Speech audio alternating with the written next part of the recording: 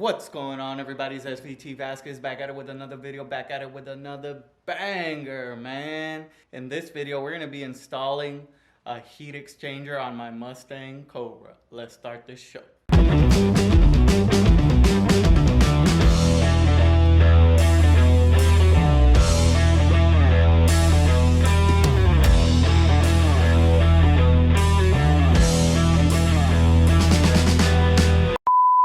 Welcome back to my channel, everybody. It's been a while. I just got done with finals this week.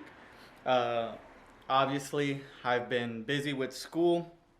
I haven't posted any car content. I've been doing my home theater content. If you guys have been following me for a while, I just moved into my brand new home. So still settling in. A lot of my time's going into doing things around the house. That's why I haven't been working on the Cobra. But now that I finished my finals, let me show you guys what I got going on. I got my heat exchanger sitting right there. A lot of people, I believe, call it a intercooler, but it's actually a heat exchanger. It helps cool the fluid down, but not really a intercooler.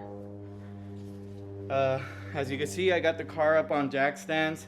And I do have a brand new radiator as well, because I figured while I'm going in there, I don't like doing things twice. I'm just gonna take out the radiator, take out the heat exchanger, and then put both in and install them at the same time, replace the fluids, and we should be good to go. So I got the car up on jack stands. I need to drain the fluid, and we'll get going from there. All right, guys, so I actually haven't worked on the car in a while. Taking out the bumper, had to like remind myself what I was doing.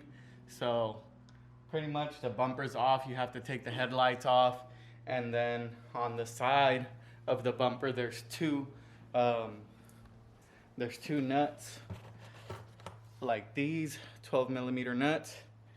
They're gonna be attached to these two bolts right here on each side. It's kind of a hassle to get between them, especially if you have one of those JLT intakes that go into the weld, into the side skirt weld. It kind of gets in the way. I had to take the whole JLT tubing out so it gets out of the way of those two bolts, and that's what made the process a little bit longer. So now it's time to drain the fluid, guys. Draining the fluid, it's gonna come in handy if you have a bucket. You could always use the oil pan, but if you got the car raised up, these lines are gonna be kind of high up. So just to make it easier on myself, I'm gonna unplug this and then shoot the fluid straight into my bucket to minimize the mess I make, and hopefully it all goes well.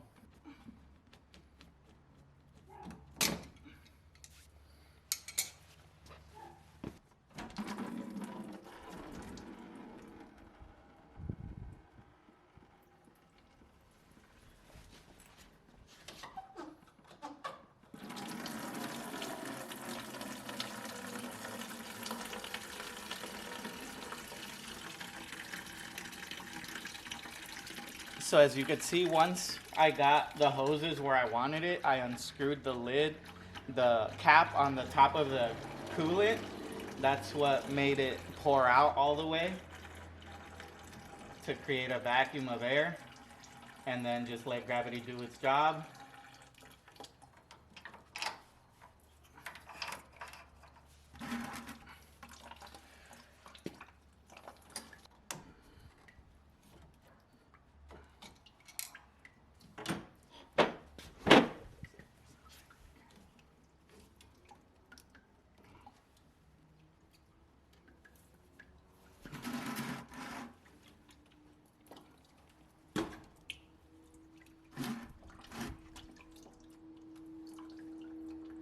Alright guys, so while that's draining out, I actually have other things I have to do as well.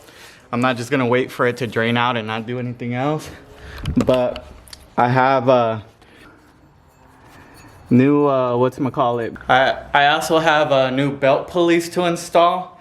If you didn't know, stock belt pulleys, they explode on you. They aren't that great, so I'm gonna, like I said, I don't want to go in there twice. While I'm in there, I'm gonna install these these new belt pulleys as well. So I'm just gonna go ahead and knock that out pretty quick. Alright guys, so as you can see, this is the old unit versus a new unit. And it's a change that was long overdue, as you could see from all the wear and tear on the old unit. It looks like it used to be black, and then you could see all the rock chips. And this is what the new unit looks like. You could tell how thick it is compared to how skinny the old one was. It's gonna hold more fluid and allow better cooling for the heat exchange. And of course I got the SBT printed on there from where I purchased it at.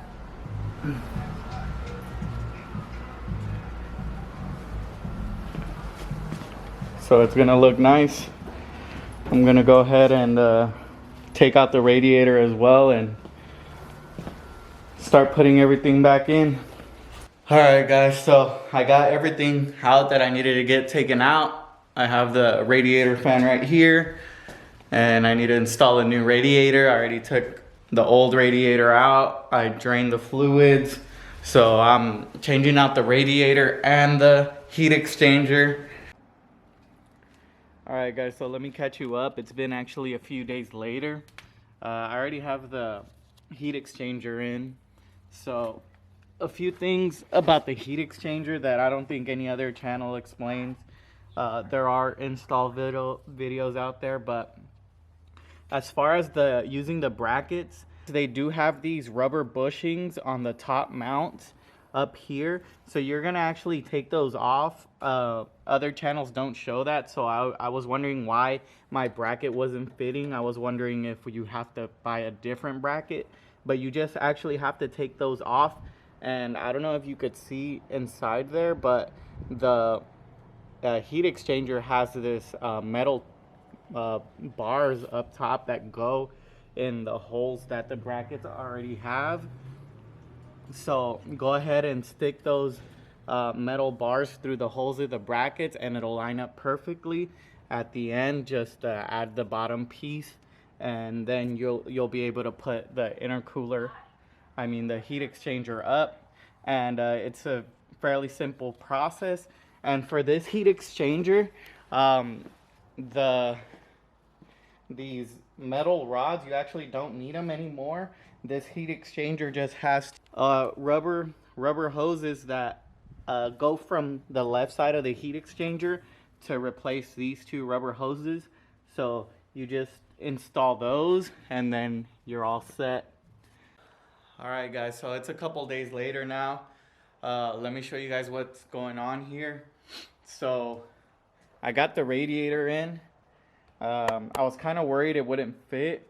It's a lot bigger than the stock radiator, and the stock fan actually doesn't fit on this radiator. So I have it bolted on here on the stock harness, but on the other side it's way too cramped in there for the stock harness to fit. So I just broke off that side of the harness, and so it has nothing to hold on that side. So what I did is I drilled a hole here on the top of the radiator, and I zip tied it so it could hold on to something. And I did it right here as well, and with that bolt right there. So this thing's not going anywhere, guys. It's pretty tight, and it also has this thing in the way where the reservoir goes on top. It goes under the fan, so it's not gonna go anywhere. It is a tight fit, so the reason I'm not gonna put on the reservoir yet is because since I got these idler pulleys replaced, I need to buy a new belt. So I'm waiting for the new belt to come in so I could install it, and I don't want the reservoirs to get in the way while I'm installing it, making my job more difficult. So everything's back in place. I got my hoses on the new radiator. Everything's ready to go. All I would need to do is put the belt on, put the reservoirs on, and fill it with coolant.